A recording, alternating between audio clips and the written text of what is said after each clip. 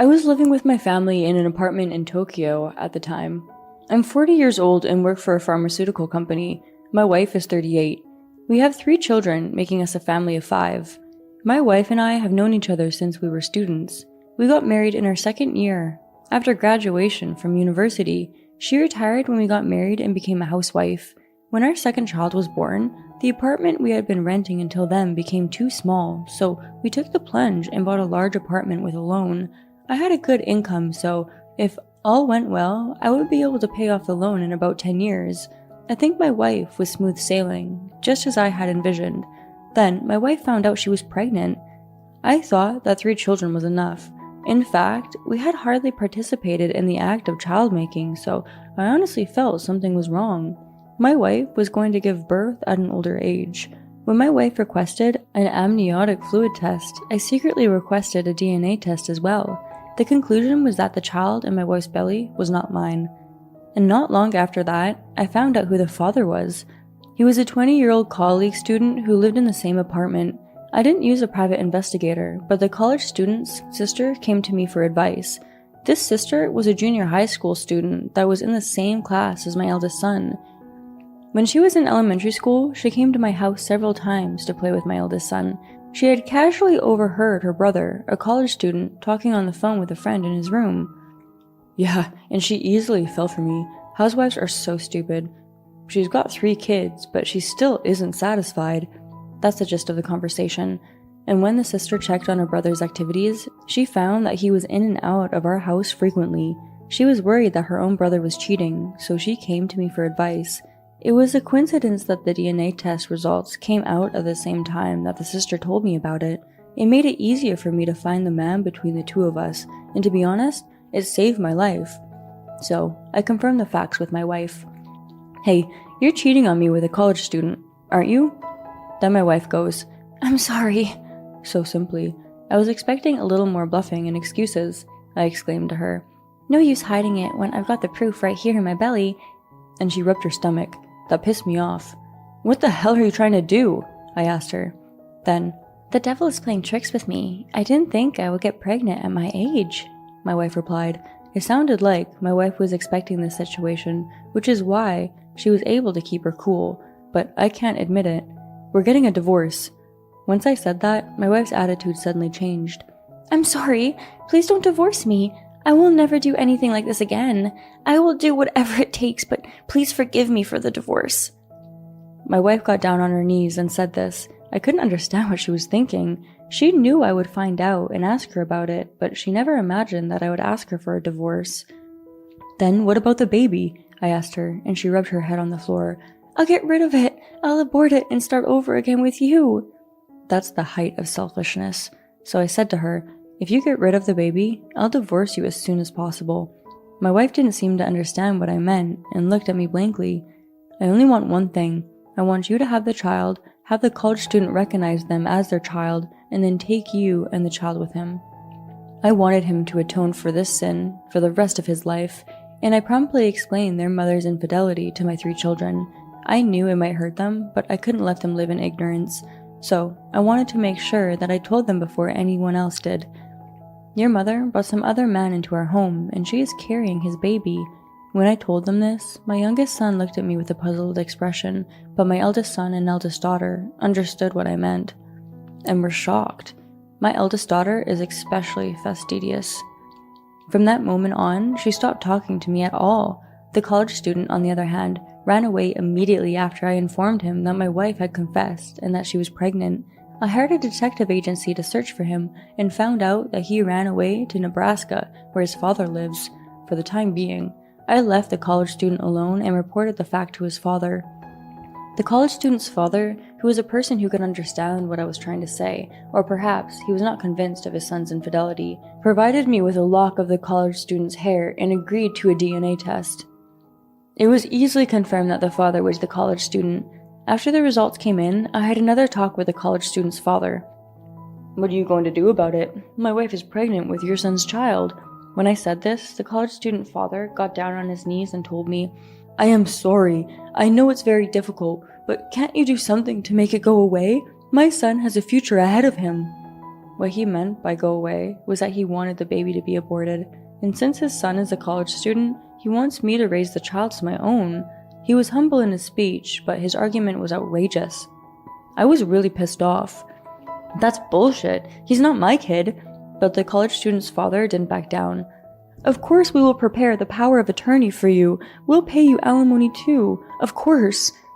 The college student's father's words made me nauseous beyond anger. It seemed that both the college student and his parents only see abortion as an option. Moreover, the college student's father was determined not to have his son do any of the dirty work. I stood up and said, "I'm sorry, but this negotiation is getting nowhere. I have a lawyer present, so from now on, please talk to me through my lawyer." But the college student's father was still trying to get through to me. "Please, do something about that. Just tell me how much you want. I will make sure to pay you." I shook him off, saying, "It's not about the money," and left the college student's home, unable to hide my indignation. As I was putting on my shoes at the door, the college student's sister came to see me off. Sorry about my brother." I contained my indignation, smiled, and shook my head. "You have nothing to apologize for. Thanks for telling me." And I left the room.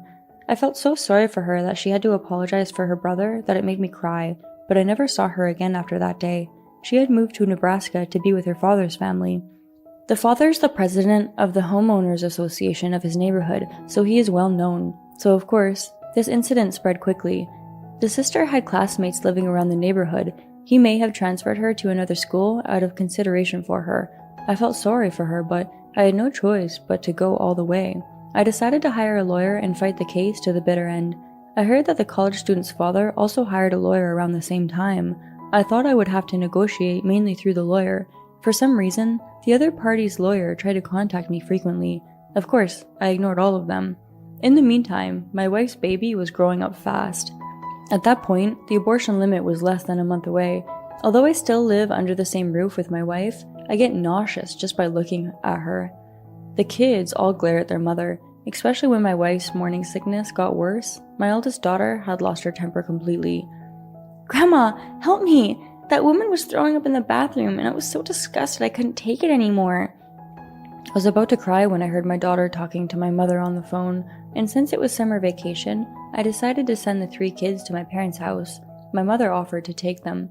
And my sister and her husband live near my parents' house, and they don't have kids, and they have free time, so they said they'll take care of it. And I was left alone in hell.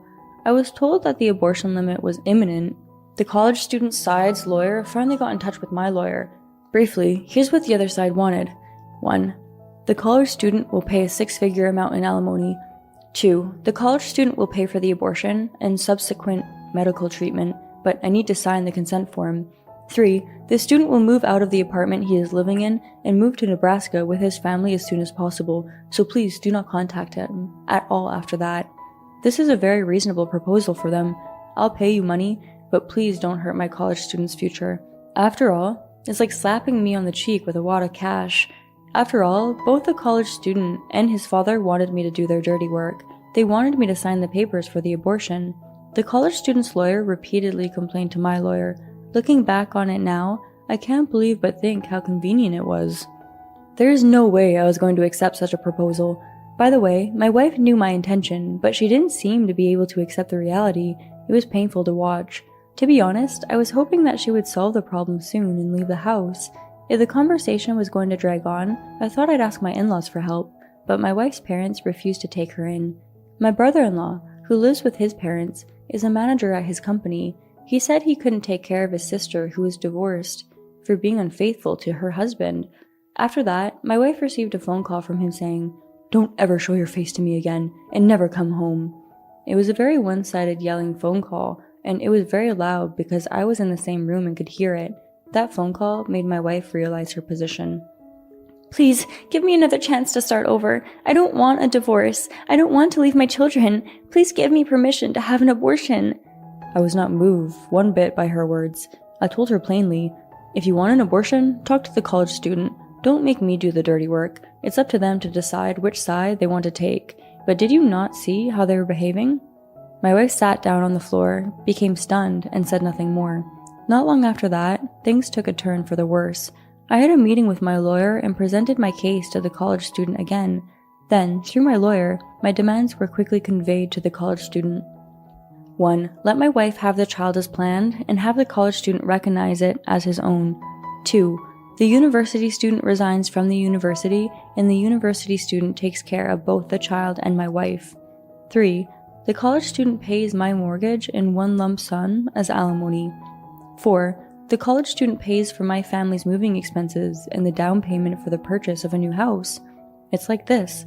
And 2 weeks later, we had a final meeting in person with the college student.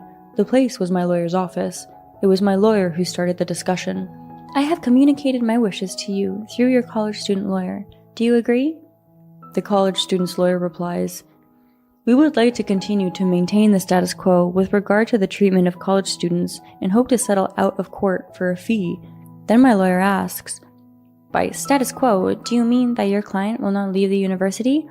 Yes, this is what he and his parents have always wanted.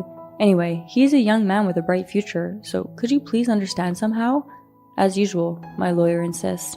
That is not acceptable. You must withdraw from the university and take the wife and child with you. This point is non-negotiable. At that time, the university student clucked his tongue. Then he said clearly, damn, shut up. The college student's lawyer glanced at him and turned to me again silently. Taking the wife and child, that's non-negotiable. Is that correct? My lawyer nodded, ignoring the college student. Yes. In order to reach a settlement, I will not compromise on this condition. The discussion went on, but in the end, we were able to come to a general agreement. The college students would sell their apartment and move out as soon as possible. The money from the sale would be turned over to me as alimony. The college student promptly dropped out of college and got a job with his father's family. The college student recognizes the baby as his biological child and pays $500 monthly in child support to my wife. The college student was to pay all legal fees, investigation fees, etc. The college student was insisting on not dropping out of school until the very end. He dropped out of the university he had worked so hard to get into and went to work in the countryside as a high school graduate. I understand why he didn't want to do it, but he didn't have to marry my wife, so this was the least he could do. But in the meantime, the deadline to get an abortion had passed. My wife ended up giving birth and living with the college student's grandparents. These grandparents heard about the situation and offered to see their great-grandson's face. They are very special people. My wife's family has been telling me every time that they refuse to accept her. They also asked me not to divorce if possible, but when I told them that the college student's family would take over, they readily agreed. After my wife had found a place to go, I finally divorced my wife because I knew she would be preparing for the birth. After the divorce, my ex-wife soon went to Nebraska. She asked to see the kids one last time. I had her call my parents' house in my presence. They didn't want to answer. They were devastated. Well, it makes sense after all she's done. And about 6 months later, the sale of the college kid's apartment was finalized. I received the money. I sold my house and went back to my parents' house. And by that time, my kids had settled down a bit. My parents, kids, and I were able to get back to a peaceful life. This was a few years ago. As a matter of fact, after I returned back to my hometown, I met a divorced woman who lived in a nearby apartment, who was divorced with no children. She lives alone with her dog, saying she doesn't mind being single for the rest of her life. My youngest son became friends with the dog, which is how we got to talking. Now, the whole family is friends with her dog, and the woman and I have been going out for drinks recently, and we're getting to know each other somewhat. My daughter even told us that we were a good match. I thought I was done with marriage and relationships, but I'm starting to feel like I want to take back what I said before. Maybe it's time for me to move on too.